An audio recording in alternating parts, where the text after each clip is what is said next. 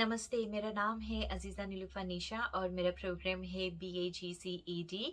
और सबसे पहले तो चलो मैं अपने बारे में थोड़ा-सा बतला देती हूँ, क्योंकि इस सेमेस्टर हमारा जो पूरा यूनिट है ये ऑनलाइन गया है, इसीलिए किसी से फ़ेस टू फ़ेस मिलने का मौका हमें नहीं मिला।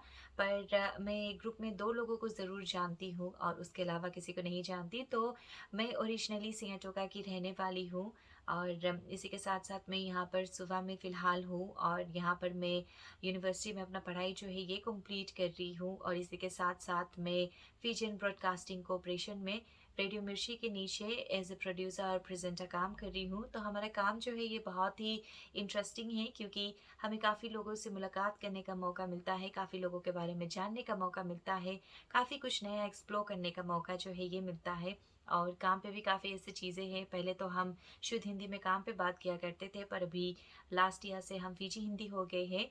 पर अभी भी कुछ चीज़ें होती हैं काम पे जिसमें हम शुद्ध हिंदी का प्रयोग भी करते हैं। और सबसे पहले तो मैं बताना चाहती हूँ कि हिंदी में मेरा इंटरेस्ट जो है ये कैसे बढ़ा।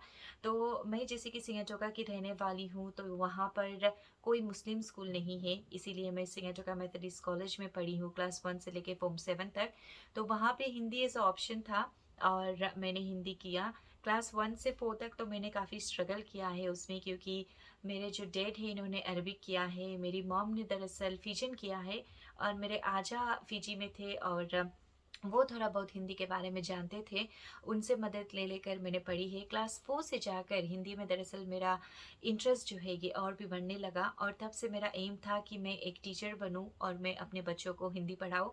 और मेरे ख़्याल से ऐसा है कि फ़िलहाल जिस प्रोफ़ेशन में मैं हूँ, तो इसके तहत जब मैं एक स्कूल में जाऊँगी एज़ अ टीचर बन के, तो मैं बच्चों को और भी एनकरेज कर सकती हूँ और सिर्फ़ टीचिंग में उनका प्रोफ़ेशन नहीं होगा अगर वो हिंदी चूज़ करते हैं यूनिवर्सिटी लेवल पर, बल्कि वो एक प्रेज़ेंटर बन सकते हैं, चाहे टेलीविज़न के लिए या फिर रेडियो के लिए। तो काफ़ी और इंटरेस्टिंग करियर ऑप्शंस हैं जिनके बारे में मैंने सीखा है, मैं अपने बच्चों को स्कूल में यही सिखलाना चाहूँगी।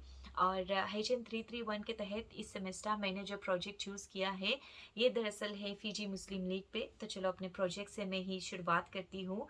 तो मेरा जो प्रोजेक्ट था फ़िजी मुस्लिम लीग पे, तो ये जैसे कि जो हमारे पूर्वज आए थे गिरमिट के दौरान, इनसे मैंने कोरिलेट करके किया है। और जैसे कि सभी जानते हैं कि फ़िजी में इंडेंचर्ड सिस्टम का जो दौर था, ये दरअसल शुरू हुआ था मई 14th 1879 में, जब लियोनिडास के द्वारा 463 इंडियंस को फ़िजी लाया गया था। और ये चलता था, जारी था 1919 तक, यानी कि 40 इयर्स तक फ़िजी में 60,537 भारतीयों को लाया गया था यहाँ पर मज़दूरी करने के लिए। और उसके बाद में 5 साल के बाद जब कॉन्ट्रैक्ट एक्सपायर होता था, तो मौका मिलता था कि आप फ़िजी में रुक कर कुछ कर सकते हैं या फिर वापस भारत लौट सकते हैं। तो उसी में जो लोग यहाँ पर रुके थे और बाद में चल के उसी में से कुछ लोग बने यहाँ पर क्रिश्चियन फॉलोअर्स, कुछ इस्लाम के फॉलोअर्स और कुछ इंडियंस जो अपना मेंटेन करके रहे थे। उसके बाद जब फ़िजी में इस्लाम के बारे में बात किया जाए, इस्लाम धर्म के मानने वालों के बारे में बात किया जाए, तो मैं खुद रिलेट कर सकती हूँ अपने परनाना से। मेरे जो ग्रेट ग्रैंड नाना हैं, ये दरअसल पंजाबी मुस्लिम थे, क्योंकि भारत से यहाँ पर पंजाबी को काफ़ी मात्रा में लाया गया था और उनमें से ये उनके पूर्वज जो है ये थे, क्योंकि मेरे जो ग्रेट ग्रैंड नाना है जब ये फ़िजी आए थे, तो ये एक छोटा बेबी थे और उनसे हमें काफ़ी कुछ सुनने का मौका मिला था। और फ़िजी में दरअसल इस्लाम के मानने वाले यानी कि मुस्लिम्स के बारे में बात किया जाए तो 6.3% ही यहाँ पर इनके फॉलोअर्स हैं। और फ़िजी में दरअसल फ़िजी मुस्लिम लीग की शुरुआत कैसे हुई, तो ये 31 अक्टूबर 1926 में हुई है और टूरेक में जामिया मस्जिद के साथ फ़िजी मुस्लिम लीग की स्थापना हुई है। और देखा जाए तो वहीं से इस्लाम की शुरुआत हुई है, जहाँ से लोग 5 वक़्त की नमाज़ पढ़ते हैं और फिर वहाँ से अरबिक सीखने का, उर्दू सीखने की जो शुरुआत है, ये सभी वहाँ से हुई। और 1884 ऑनवर्ड्स दरअसल यहाँ पर जब मुल्ला मिर्ज़ा खान आए थे फ़िजी, तब उन्होंने यहाँ से फ़िजी में इस्लाम को प्रमोट करना शुरू किया। ये एक फ्री इमिग्रेंट थे और इन्होंने जो एजुकेशन छात्र है, इसमें भी काफ़ी योगदान अपना दिया है, रिलीजियस योगदान भी इन्होंने दिया है। और 1900 में एक मस्जिद जो है ये नागवा में बनी थी। 1902 में एक मस्जिद लंबासा में बनी थी। 1909 में एजुकेशन कमीशन द्वारा ये अप्रूव कर दिया गया था कि फ़िजी में उर्दू हो सकता है, बच्चों को यहाँ पर उर्दू पढ़ाया जा सकता है। और इसकी शुरुआत सुबह से हुई थी जब गवर्नमेंट ने इसका अप्रूवल दिया। और आज हम काफ़ी स्कूल्स में अक्रॉस फ़िजी देख सकते हैं कि यहाँ पर उर्दू होता है। और अब सियाटोका में भी दरअसल वो मुस्लिम स्कूल तो नहीं है, पर आंध्रा संगम कॉलेज जो है यहाँ पर भी हिंदी और उर्दू दोनों होता है। और इसी के साथ साथ वैसे फ़िजी में फ़िजी मुस्लिम लीग का जो मेन हेडक्वार्टर्स है ये है 171 रातुमारा रोड समम्बुला में। और इसके अलावा 12 और ब्रांचेस है फ़िजी मुस्लिम लीग के, और ये है नसीनू, सुवा, नांदी, लोटोका, टूरेक, मकोई, कोरोनीविया, नौसोरी, रेकी रेकी, सिंगटोका, ड्रासा लोटोका और तावुआ में। और इसी के साथ साथ वैसे देखा जाए तो फ़िजी में अभी इस्लाम की बढ़ंती काफ़ी हुई है, क्योंकि पहले होता था कि यहाँ पर मस्जिद में महिलाओं जो है ये नहीं जा सकते थे। इनफैक्ट हम भी जब बड़े हुए हैं तो कभी हमने अपने मॉम को नहीं देखा, पर जब मैं क्लास 8 में थी तब से यहाँ पर शुरू हुआ था कि मस्जिद में सलात हॉल जो है ये बनाया गया था। तो ये मस्जिद में जोड़कर नहीं बल्कि उसके बगल में अलग से बनाया जाता था, जहाँ पर महिलाएं जो है ये आती थी। और काफ़ी महिलाएं हैं जो उर्दू नहीं जानती थी, तो वहाँ पर उन्हें शिक्षित किया जाता था। कायदा से शुरू करते हैं, जहाँ पर जैसे कि जो अल्फ़ाबेट्स होते हैं, तो हमारे जो उर्दू में होता है अलीफ, बा, ता, तो ये सिखाया जाता था, इससे शुरुआत होती थी। फिर कुरान पढ़ाया जाता था उन्हें, कुरान की सीख दिया जाता था। और इसी के साथ हमारे नमाज के जो तौर तरीके उन्हें सिखाया जाता है। और अब तो ऐसा है कि हॉल्स वगैरह बन गया है, जहाँ पर छोटा मोटा दुआ होता है, या फिर आप निकाह सेरेमनी करना चाहते हैं तो ये कर सकते हैं, जैसे कि विदेश में होता है। तो अब फ़िजी में ये सब भी इनकॉर्पोरेट हो गया है।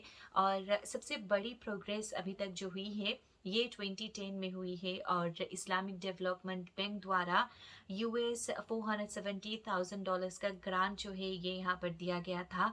और मकोई में एक ज़मीन खरीदकर यहाँ पर मकोई वुमेन्स वोकेशनल सेंटर इसकी स्थापना की गई थी। और इसके बारे में बताएं कि ये डबल स्टोरी बिल्डिंग है, और यहाँ पर महिलाओं को सेविंग वगैरह सिखाया जाता है। और इसी के साथ साथ यहाँ पर इन्हें बेकिंग वगैरह सिखाया जाता है, बोर्डरूम वगैरह भी है। और फिर यहाँ पर डोमेट्री भी बनाया गया है, जहाँ पर 20 बेड्स है। और जो महिलाएं जैसे बनवा लेबू से आती है या फिर बाहरी जगह से आती है यहाँ पर, तो ये यहाँ पर रह सकती है। और ओवर द ईयर्स देखा गया है कि यहाँ पर 100 से ज़्यादा महिलाओं का एनरोलमेंट जो है ये अब होता है।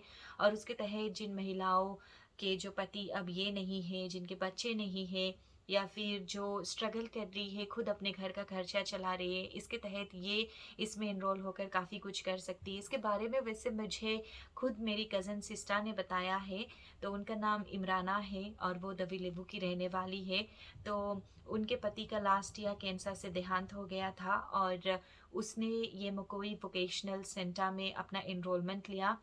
और उसके बाद इन्होंने बेकिंग सीखा है वहाँ पर, और अब उनका खुद घर से एक केटरिंग का बिज़नेस है, और उसमें वे केटरिंग वगैरह करती है। तो उससे हमें भी बहुत ही ज़्यादा प्रोत्साहित और सराहना मिली है कि अगर फ्यूचर में कुछ हो जाता है तो हमें सपोर्ट करने के लिए एक वोकेशनल सेंटर भी है। और इससे और भी महिलाओं को हम इनकरेज ज़रूर करना चाहेंगे कि आप ये वोकेशनल सेंटर से एनरोलमेंट ले सकती है, और इससे आप अपने करियर में आगे और भी काफ़ी कुछ कर सकती। तो जब मैं ये प्रोजेक्ट कर रही थी, मुझे ख़ास तौर पे किसी तरह की कठिनाइयों का सामना नहीं करना पड़ा, क्योंकि जब मैं यहाँ पर फ़िजी मुस्लिम लीग की समम्बुला वाली ब्रांच गई थी, वहाँ से मुझे ज़्यादा से ज़्यादा इन्फॉर्मेशन मिली थी। और बाकी के इन्फॉर्मेशन हमारे जो सियाटोका मस्जिद के पेश इमाम हैं इनसे हमें मिली। और फिर इसी को कंपाइल करके और एक दो जगह से मैंने बाहर से रिसर्च किया, क्वेश्चनिया बनाकर मैंने अपना जो पूरा प्रोजेक्ट है ये कंपाइल किया है। तो आशा है कि आपको मेरा प्रोजेक्ट पसंद आएगा, और यही है कि फ़िजी में फ़िजी मुस्लिम लीग और भी तरक्की करे, और हम जैसे लोगों के लिए यहाँ पर और भी प्रोजेक्ट्स वगैरह लाया जाए फ्यूचर में। Thank you.